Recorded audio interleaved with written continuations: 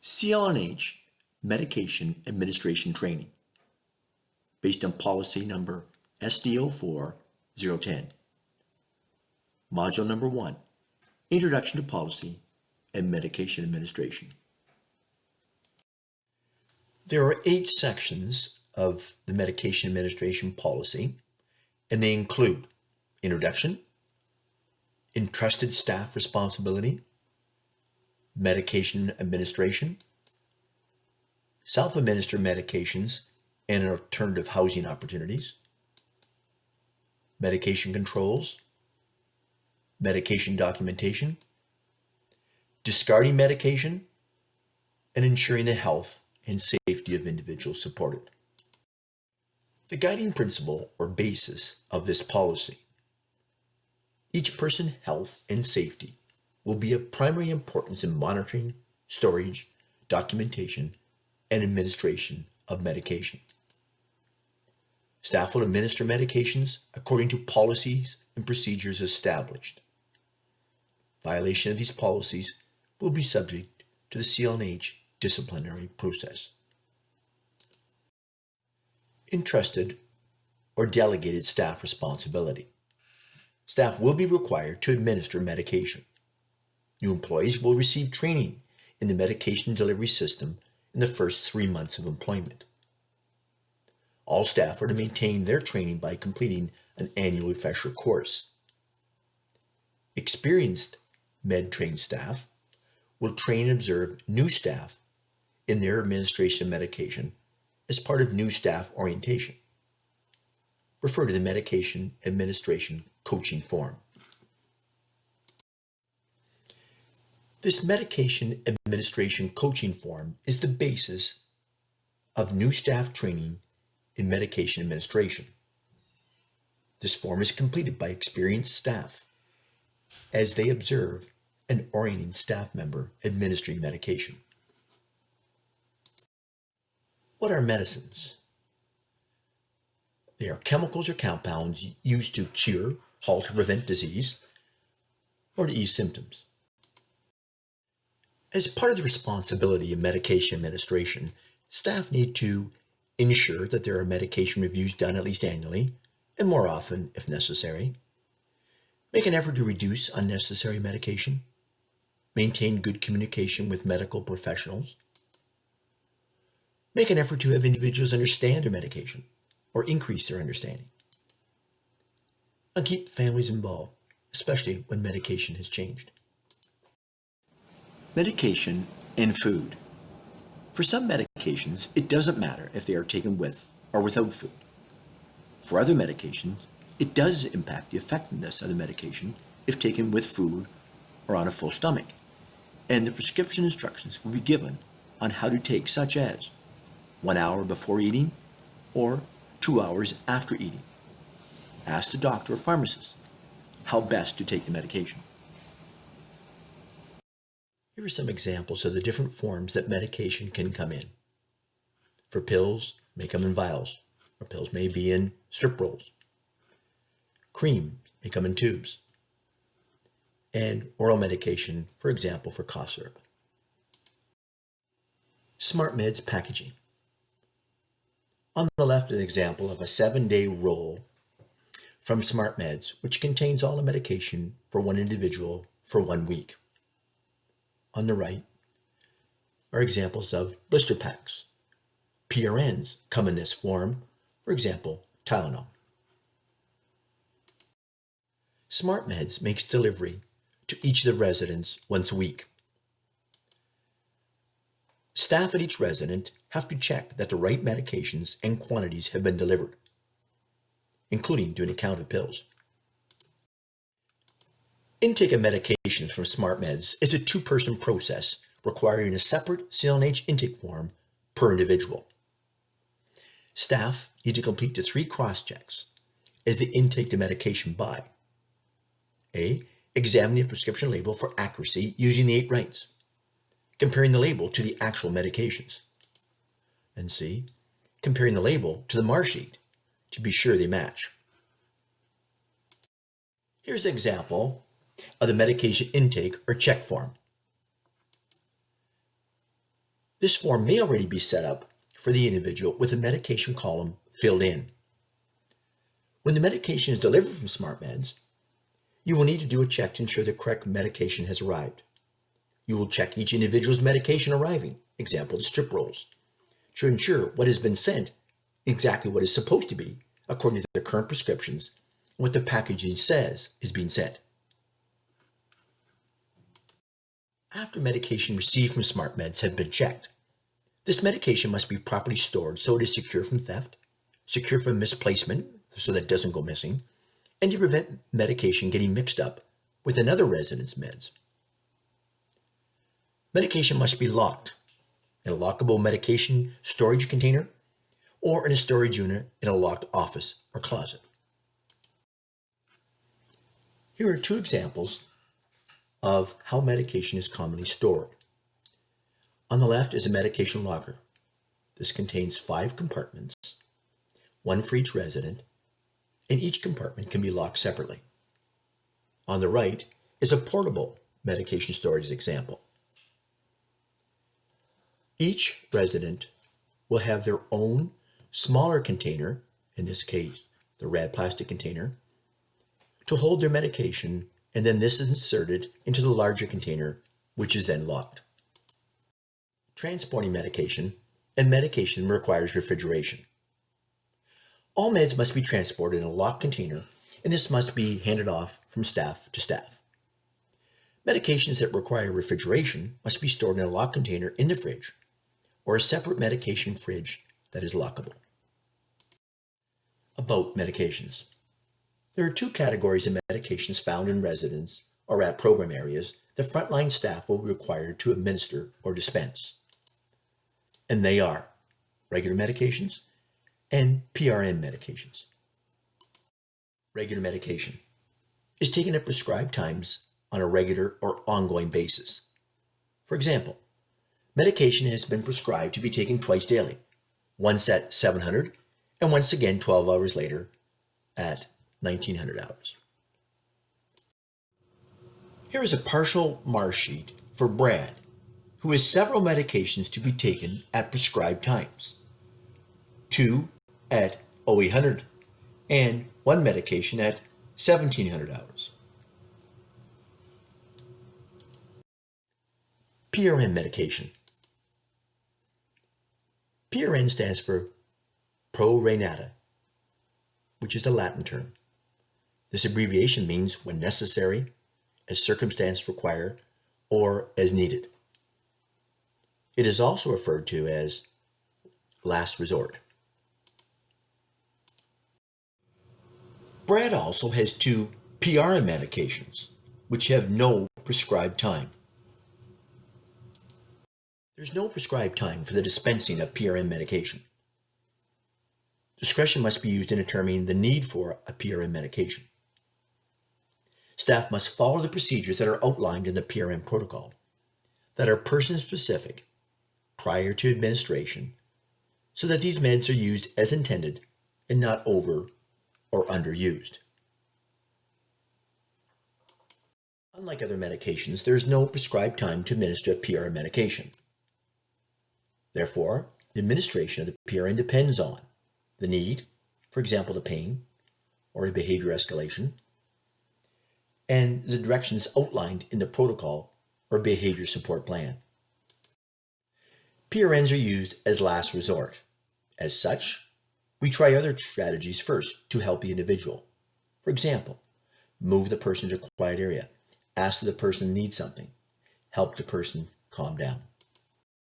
There are 2 types of PRN medications.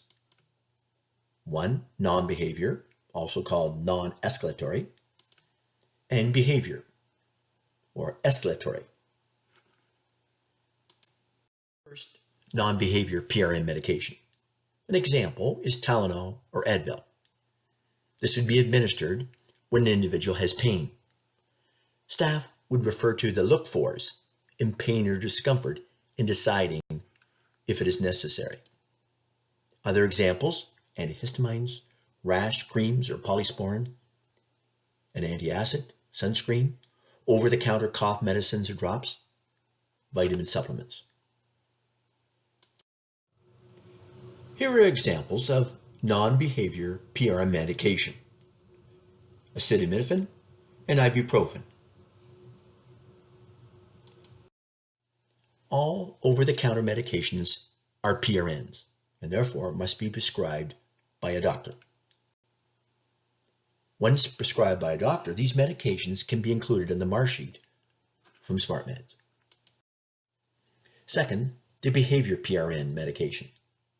An example is Ativan or lorazepam. This would be administered according to the protocol as outlined in the BSP, such as when a person is escalating and calming strategies are not working. Other examples include Valium and Rivotril. Here is a partial MAR sheet that shows a Behaviour PRN.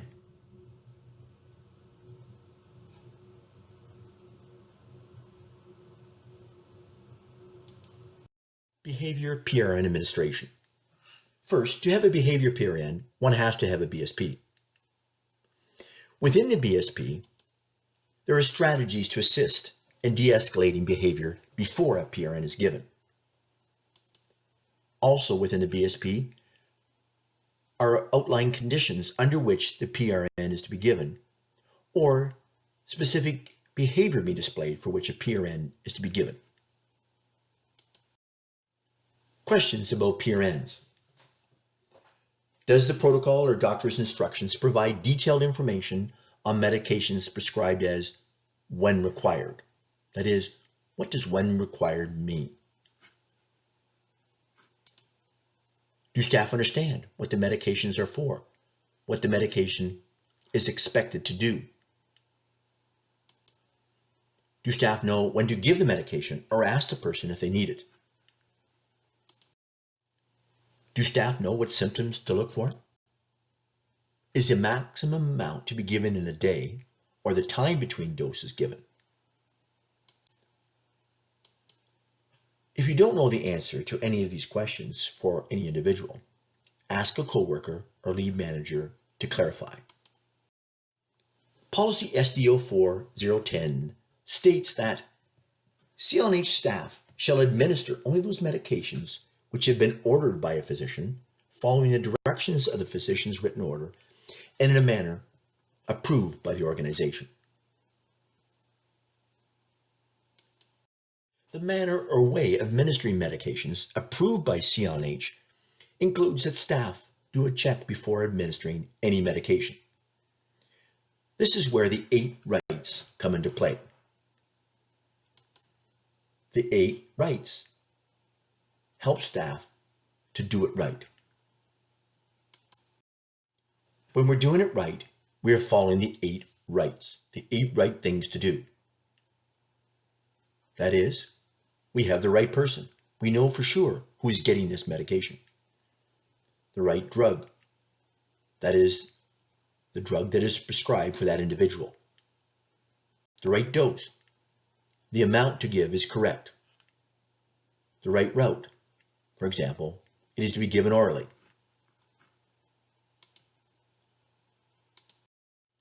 The right time. We check the MAR sheet to make sure we're within an hour before or after the time given on the MAR sheet.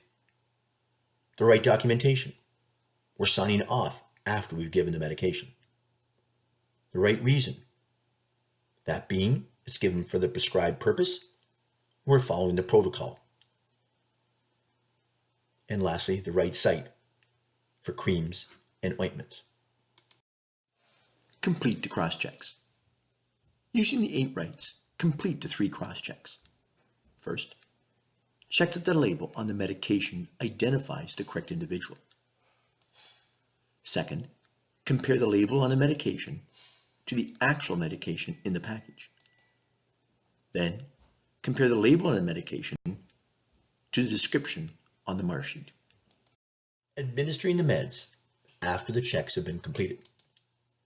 Proceed to give the pills, or pour the medication, or apply the cream. Some people can take the medication from the package, while others prefer or require to have the meds poured into a cup or given on a spoon with applesauce. If you're using a cup, ensure it is labeled with the person's name. You can use this then as a final check just before you give them meds.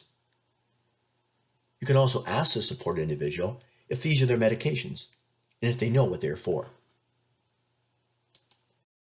After administering the medication, you would immediately return to the mark sheet and sign off for the medications that you just gave. Put the medication away for this person. Example, back into the medication container and locker. Then get ready to give medication to the next individual. Leaves of absences. Residents of a CLNH home may take day trips with family members, stay the weekend at their family home, or go on a vacation with a family. When this is done, staff are to fill out a leave of absence form each time a resident is away from the residence, and medication will be delivered by someone outside of CLNH staff.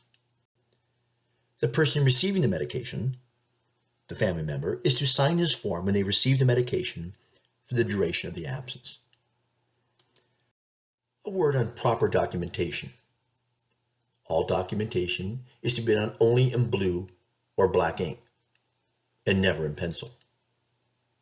No scribbling or scratching out of errors. Whiteout is not to be used, as these are legal documents. When an error is made, cross out the mistake with a single line, initial, and date, as shown below.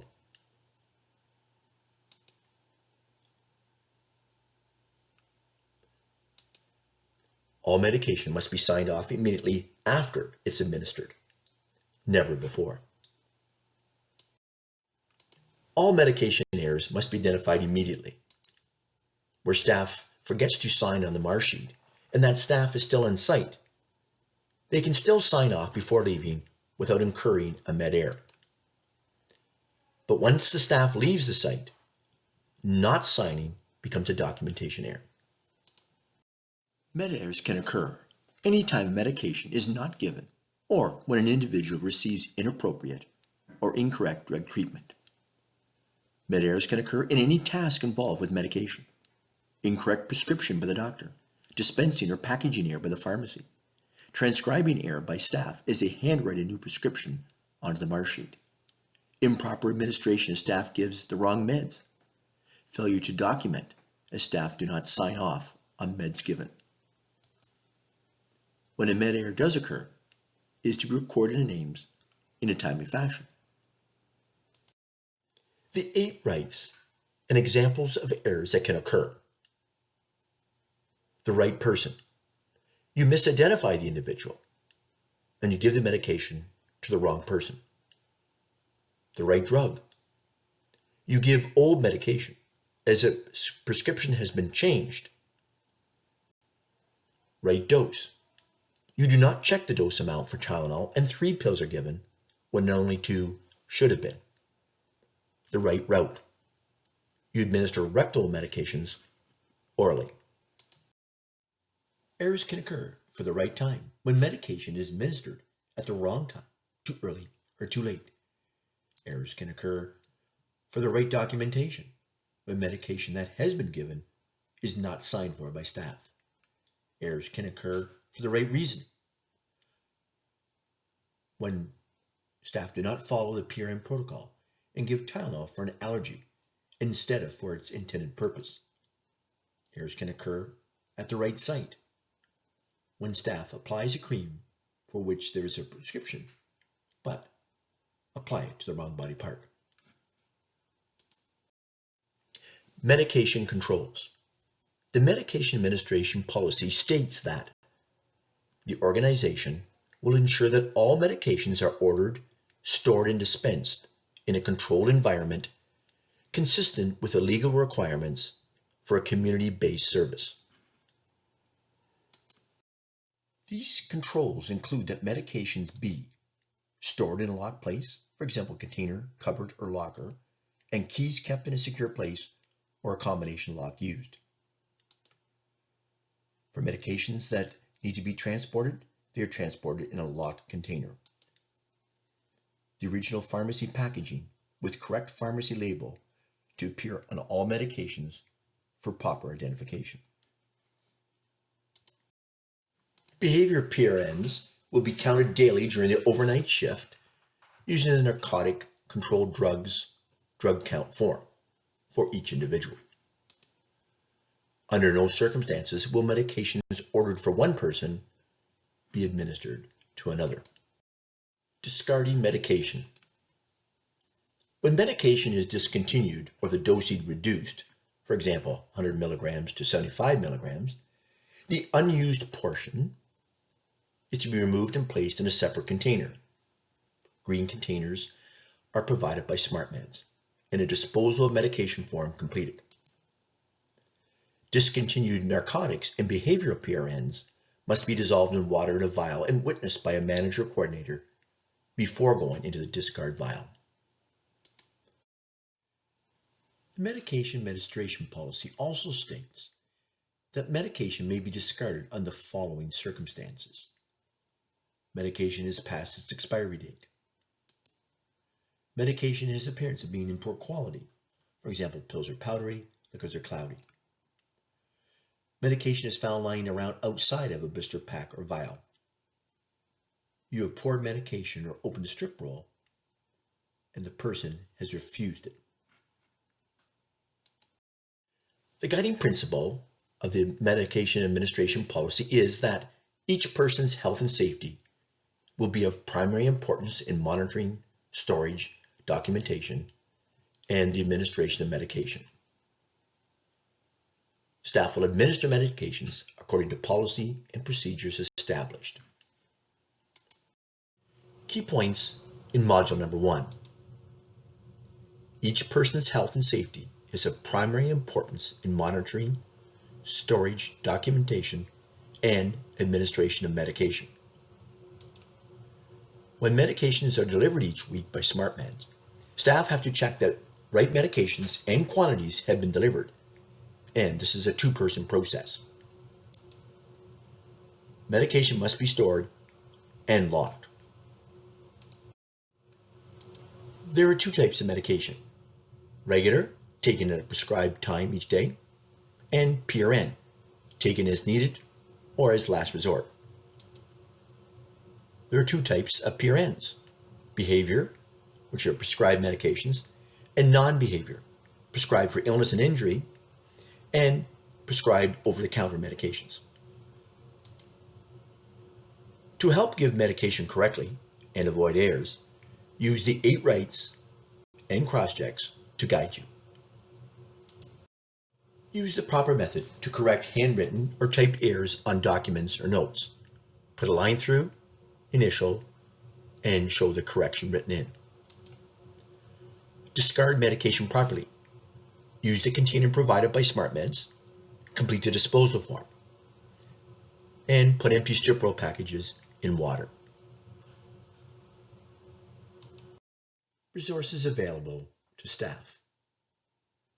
Medication or drug information sheets are provided by SmartMeds in print form and are available online through SmartMeds. SmartMeds Pharmacist is available during the day and after hours for consultation. This is the end of the presentation for module number 1.